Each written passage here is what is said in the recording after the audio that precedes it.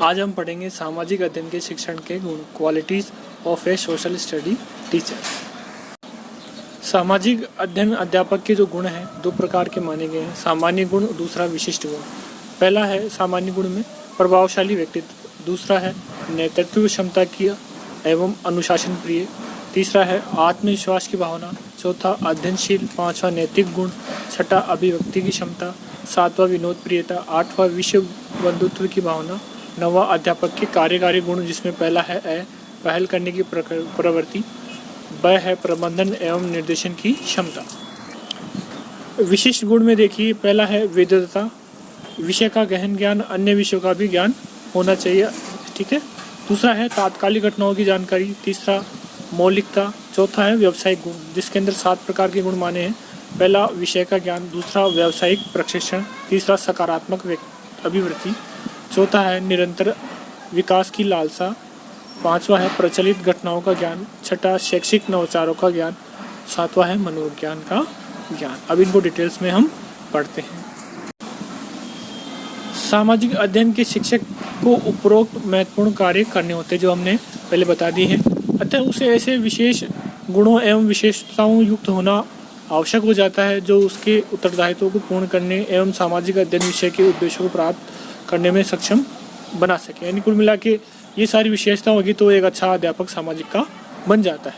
इन गुणों को निम्नलिखित 2 वर्गों में हम विभाजित कर सकते हैं। पहला है सामान्य गुण, जनरल क्वालिटीज, द्वितीय है विशिष्ट गुण, स्पेशल क्वालिटी।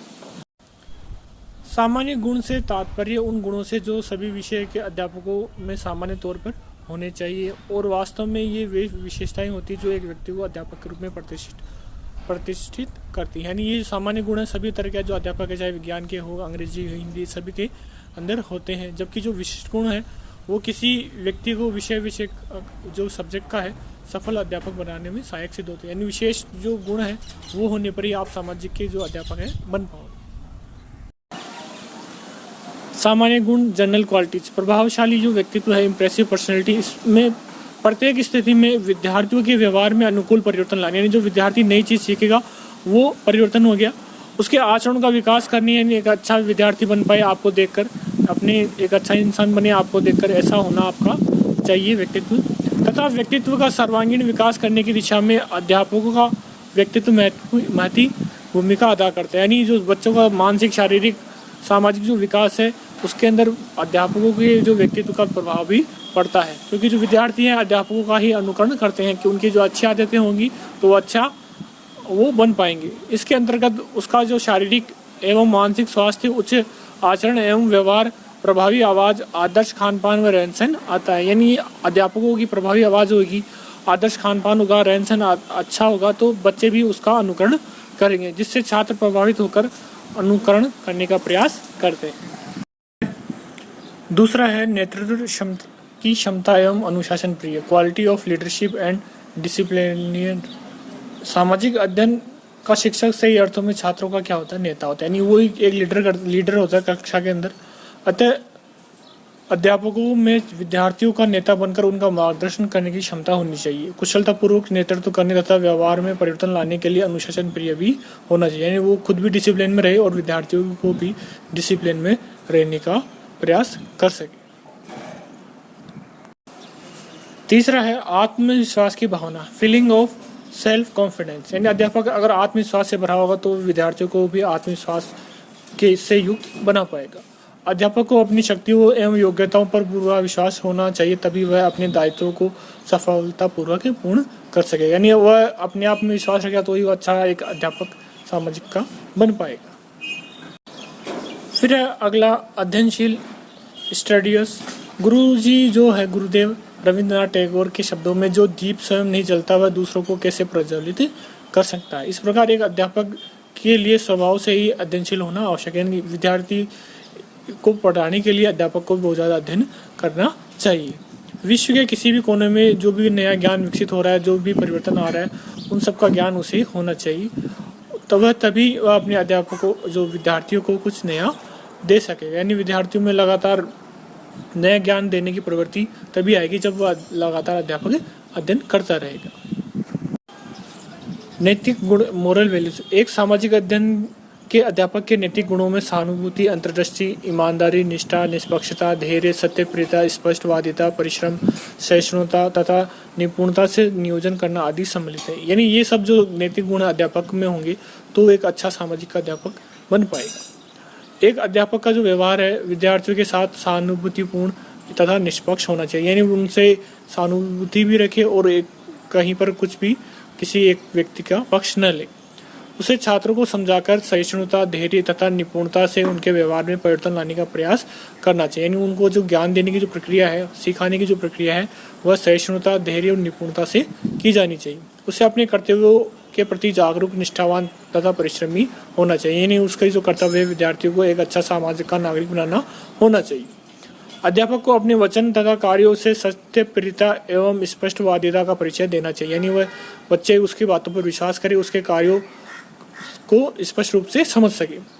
यदि एक अध्यापक सामाजिक अध्ययन के अध्यापक में उपरोक्त गुण होंगे तभी वह अपने विद्यार्थियों को इन गुणों को ग्रहण करने के लिए अभिप्रेरित कर सके। यानी ये सारे गुण अध्यापक होंगे तो ही विद्यार्थी उसके जो गुण हैं अपने अंदर समाहित कर पाएंगे। छठा है अभिव्यक्ति क्षमता, एक्सप्रेशन पावर। अभिव्यक्ति के अंतर्गत 5 प्रकार के कौशल है। पहला है वर्णन, दूसरा कविता सुनाना, तीसरा नाटकीकरण हाव भाव सहित, चौथा है स्पष्टीकरण लिखित, मौखिक, चित्रात्मक तथा 5वां है अंतिम प्रदर्शन सम्मिलित होते हैं। एक सामाजिक अध्ययन शिक्षक को शिक्षण में आवश्यकता अनुसार उपरोक्त कौशलों का प्रयोग करने में सक्षम होना चाहिए। इसके लिए अध्यापक के विचारों में स्पष्टता होनी चाहिए। आप स्पष्टवादी होंगे तो ही ये सारी आपके अंदर कौशल आएंगे। जब तक आप अपने भावों तथा विचारों में स्पष्ट नहीं होंगे तब तक अपने ज्ञान तथा विचारों की अभिव्यंजना की शक्ति प्रभावी नहीं कर सकोगे। शिक्षण की सफलता सक्षम अभिव्यक्ति पर निर्भर करती है। यानी जितना आप अच्छा दूसरे को समझा पाते हैं उतना ही आप एक अध्यापक अच्छा बन पाओगे। इसलिए अध्यापक को बोलने, लिखने तथा अपने कार्यशैली के माध्यम से संप्रेषणीय शक्ति के उचित प्रकाशन तथा विकास पर बल देना चाहिए। 7वां है विनोद प्रियता, ए सीन ऑफ ह्यूमर। एक विनोद प्रिय सामाजिक अध्ययन अध्यापक केवल अपने मानसिक स्वास्थ्य को ही अच्छा नहीं रखता बल्कि छात्र के वातावरण को भी तरोताजा तथा तनाव रहित बनाए रखने में सक्षम होता है। यानी कई बार विद्यार्थियों की जो परिस्थिति होती है घर से अच्छी नहीं हो तो वो उनको अपनी जो विनोद प्रियता से अपनी कक्षा में समायोजित अच्छा से कर पाता है। कठिन एवं अरुचिकर विषय को अपने विनोद प्रियता से सरल एवं बोधगम्य बना देते हैं। यानी कई बार कठिन विषय का जो टॉपिक है, ठीक है, उसको वो आसानी से बच्चों को समझा देता है अपनी विनोद प्रियता के कारण। साथ ही अपने विद्यार्थियों को थकान एवं निरसता को यथासंभव दूर रखता है। यानी जैसे विद्यार्थी आते हैं, कई विद्यार्थी आते हैं परेशान होते हैं, उनको परेशानी को दूर केवल अध्यापक के मुस्कुराता हुआ चेहरा ही दूर कर सकता है। 8वां है विश्व बंधुत्व की भावना, a sense of international brotherhood. तकनीकी एवं ज्ञान के तीव्र विकास के साथ विश्व का समाज क्या है छोटा होता जा रहा है। यानी एक वैश्विक गांव की हम कल्पना करने लगे हैं। प्रत्येक देश के हित तीव्रता से वैश्वीकरण का अंग बनते जा रहे हैं। ऐसी परिस्थिति में अंतर्राष्ट्रीय सद्भावना सहयोग की बड़ी आवश्यकता है। एक सामाजिक अध्ययन अध्यापक को समझना चाहिए कि वह अपने राष्ट्र का नागरिक होने के साथ विश्व परिवार का भी क्या है अंग है। अतः अंतर्राष्ट्रीयता के लिए शिक्षा के उद्देश्यों को भली प्रकार से समझकर उन सभी विधियों तथा साधनों का प्रयोग करना चाहिए जिससे बालकों में राष्ट्रीयता की भावना के साथ साथ अंतर्राष्ट्रीयता की भावना का भी विकास हो सके। यानी कुल मिला के एक जो विद्यार्थी है विश्व बंधुत्व की भावना रखें और देश की जो राष्ट्रीयता की भावना, देशभक्ति, दोनों समान रूप से अपने अंदर रखें। ये कब होगा? जब अध्यापक को विद्यार्थियों को समझाएगा, सिखाएगा, अपने अंदर आत्मसात करेगा। 9वां है अध्यापक के कार्यकारी गुण, एग्जीक्यूटिव एबिलिटी, जिसमें पहला है पहल करने की प्रवृत्ति, स्पिरिट ऑफ टेकिंग इनिशिएटिव। एक अच्छा सामाजिक अध्ययन अध्यापक उपलब्ध साधन तथा सामग्री एवं परिस्थिति को देखकर उसके अनुकूल अपने शिक्षण को प्रभावी करने का प्रयास करता है। इतना ही नहीं, वह स्वयं आगे बढ़कर नवीन कार्य करने की पहल करता है, जबकि वे अध्यापक जो कुछ नहीं करना चाहते वे साधनों की कमी बताकर कार्य से पीछा छुड़ाने का प्रयास करते हैं अथवा प्रतिदिन की समस्याओं को समाधान के लिए प्रधानाध्यापक अथवा उच्च अधिकारियों के पास दौड़ते रहते हैं। यानी जो सामाजिक अध्ययन का जो अध्यापक है, जैसी स्कूल की परिस्थिति है वैसे वो अपने अनुसार उसको ढाल लेता है और जो उन्हीं परिस्थिति में वह अच्छा से अच्छा पढ़ाने के प्रयास करता है। 9वें का दूसरा है प्रबंधन एवं निर्देशन की क्षमता, ऑर्गेनाइजिंग एंड डायरेक्टिव कैपेसिटी। सामाजिक अध्ययन का अध्यापक एक कुशल प्रबंधक एवं निर्देशक भी होना चाहिए। किसी भी कार्य को पूरा करने के लिए आवश्यक है वे अपनी योजना की रूपरेखा सूझबूझ एवं बुद्धिमत्ता से बनाए तथा उस कार्य को इस प्रकार से क्रियान्वित करे कि कम से कम समय एवं साधनों का अपव्यय हो। ये अध्यापक को सुप्रबंधन पर निर्भर करता है। यानी जो सामाजिक अध्ययन का जो अध्यापक है मैनेजमेंट की क्षमता उसमें होनी चाहिए। इसलिए जो कम समय होगा, साधन कम होंगे, तो भी वह अच्छा एक अध्यापक बनेगा, अच्छा छात्र को सिखा पाएगा। ठीक है। दूसरा है सामाजिक अध्ययन अध्यापक के विशिष्ट गुण, यानी special quality of social study teacher. यानी ये जो गुण है जो सामाजिक अध्ययन के जो अध्यापक है उसमें विशेष रूप से होने चाहिए। जिसमें पहला है विद्वता, स्कॉलरशिप। एक सामाजिक अध्ययन के अध्यापक को केवल अपने विषय का ज्ञान ही नहीं होना चाहिए बल्कि जीवन, समाज तथा दुनिया की सामान्य बातों का भी ज्ञान होना चाहिए, क्योंकि सामाजिक अध्ययन का जो विषय क्षेत्र समाज के दैनिक जीवन से लेकर विश्व की समस्याओं तक विस्तृत है। अतः एक अध्यापक सामाजिक अध्ययन विषय तभी पढ़ा सकता है जब उसको इनका ज्ञान हो। इसलिए सामाजिक अध्ययन के अध्यापक को निम्नलिखित अपेक्षाएं की जाती है, जिसमें पहली है वह अपने विषय का गहन ज्ञाता हो, नॉलेज ऑफ हिज सब्जेक्ट। एक अध्यापक सामाजिक अध्ययन तभी सफलतापूर्वक पढ़ा सकता है जबकि वह अपने विषय का गहरा ज्ञान रखता हो। यानी बिल्कुल हर तरह की जो सामाजिक जो गतिविधियां हैं, संस्कृति है, रीति रिवाज है, उन सबका ज्ञान सामाजिक अध्ययन के अध्यापक को होना चाहिए। इसलिए सामाजिक अध्ययन के अध्यापक को इतिहास, भूगोल, नागरिक शास्त्र, समाजशास्त्र, अर्थशास्त्र जैसे सामाजिक विज्ञानों में कम से कम 2 विषयों का क्या हो, विशेषज्ञ हो। यानी ये आप क्या जो कला संकाय के जो है कम से कम 2 सब्जेक्ट उसके होने ही चाहिए। फिर है दूसरा, देखो इसी का सामाजिक अध्ययन से संबंध अन्य विषयों तथा क्षेत्रों का ज्ञान, यानी knowledge of the subject and area related to social studies. सामाजिक अध्ययन के विषय के अंतर्गत वे सभी सामग्री सम्मिलित है जो मानवीय संबंधों को समझने तथा प्राकृतिक और सामाजिक परिवेश में मानव को ठीक ढंग से समायोजित करने में सहायता करती है। यानी जितने भी जो सब्जेक्ट है दूसरे वो भी क्या है सामाजिक अध्ययन के जो अध्यापक है उसको आनी चाहिए, थोड़ा बहुत उनका ज्ञान उसको होना चाहिए। इसलिए सामाजिक अध्ययन के शिक्षक को इतिहास, भूगोल, नागरिक शास्त्र, अर्थशास्त्र तथा समाजशास्त्र का ज्ञान होना चाहिए, जिससे वह सामाजिक अध्ययन पढ़ाने के लिए आवश्यक सामग्री का इनसे चयन कर सके। भाषा का ज्ञान अभिव्यक्ति के लिए आवश्यक है, तो विज्ञान, चित्रकला तथा गणित का भी बहुमूल्य सहयोग प्रदान करते हैं। यानी जितने भी सब्जेक्ट्स हैं स्कूल लेवल के उन सभी का थोड़ा थोड़ा ज्ञान सामाजिक के अध्यापक को होना ही चाहिए, जिससे वह प्रभावी शिक्षण कर पाता है। फिर है दूसरा, तात्कालिक घटनाओं की जानकारी, नॉलेज ऑफ करंट अफेयर। सामाजिक अध्ययन विषय के विषय वस्तु में उतनी तीव्रता से परिवर्तन होता है जितना कि विश्व भर में। यानी क्या है समाज में जो परिवर्तन होने वही क्या हो गया हमारे सब्जेक्ट के परिवर्तन हो गए। हमारे बच्चे इन्हीं तीव्र परिवर्तनशील विश्व में बड़े हो रहे हैं। वे विश्व के किसी भी कोने में होने वाले विभिन्न परिवर्तनों तथा घटित होने वाली घटनाओं के बारे में तत्काल जानना चाहते हैं। इसलिए नई जानकारियों को बच्चों को पहुंचाने के लिए भी अध्यापक में भी उसकी जानकारी तथा जटिलताओं का ज्ञान होना आवश्यक है। यानी जितनी भी घटनाएं घटित हो रही है, चाहे राजनीति, अर्थशास्त्र संबंधी, वो सारी जो घटनाएं हैं विद्यार्थियों को देना अध्यापक का आवश्यक कर्तव्य होना चाहिए। फिर है तीसरा, मौलिकता, ओरिजिनलिटी। सामाजिक अध्ययन के शिक्षक को विश्व में घटित होने वाली घटनाओं के संबंध में अपनी धारणाएं दूसरों की सुनी सुनाई बातों से नहीं बनानी चाहिए बल्कि अपने स्वयं का दृष्टिकोण रखना चाहिए। ऐसे नहीं किसी ने कह दिया तो उसकी कह सुनी बात हम विद्यार्थी क्लास में जाके बच्चों को बता दें, ये क्या हमेशा गलत होगा। इसके लिए उसे अंधविश्वास की अपेक्षा जांच पड़ताल, वैज्ञानिक विधियों, सत्य की जिज्ञासा तथा मौखिक चिंतन की आदत डालनी चाहिए। यानी कुछ भी आप अगर किसी बच्चों को जानकारी दे रहे हैं तो उसके बारे में अपनी धारणा बतानी चाहिए, न कि किसी दूसरे व्यक्ति की जो आपने सुनी सुनाई हो। इससे वह विभिन्न समस्याओं का मौलिक समाधान कक्षा के भीतर अथवा बाहर खोज कर सके। यानी कोई भी समस्या आती है तो उसके बारे में अपनी जो राय है विद्यार्थी को देगा, जिससे समस्या का समाधान हो पाता है।